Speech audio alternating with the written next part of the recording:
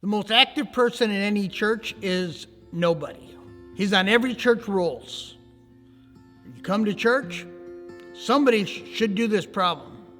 Everybody could do the problem, but eventually nobody does the problem. This is Pastor Phil Huggins of First Baptist Church in Rochester, Pennsylvania. Been a pastor for almost 40 years.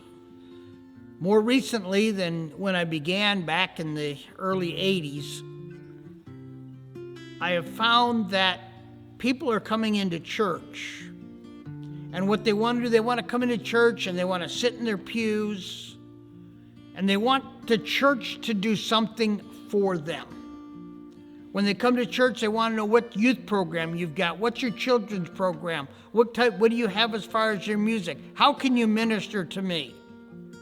Now, I'll challenge you. I want you to go in your Bible, and I will challenge you to find that mindset. What can a church do for me? You go to 1 Corinthians 12, you go to Romans chapter 12, you go to Ephesians 4, and what you're going to find is that in every one of those places, God gave you a gift. And that gift is supposed to be served in the local church. So when you come to the church, the question is, you need to look around and say, I know what God has gifted me in. Does this church need my help? The job of the pastor, the job of the church in Ephesians 4 is to equip the saints to do the work of the ministry. We ought to always be working. At our church, we are coming to a crisis point and having to make some very hard decisions. And we came to the realization that what we knew of somebody who had the ability to pay the pipe organ. We called him up. We said, would you like to come and play our beautiful, big pipe organ?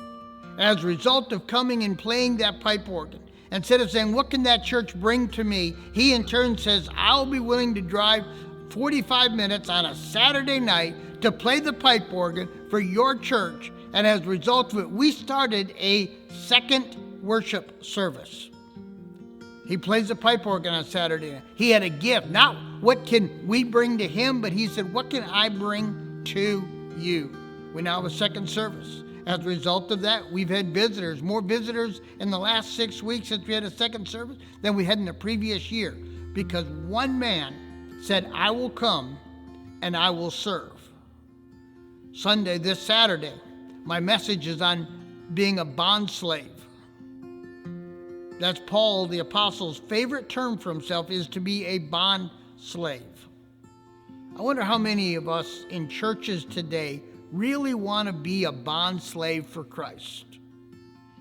We don't want to be the bond slave. We want to be the master. We want to be the one that's in control. We don't want to be the one that serves.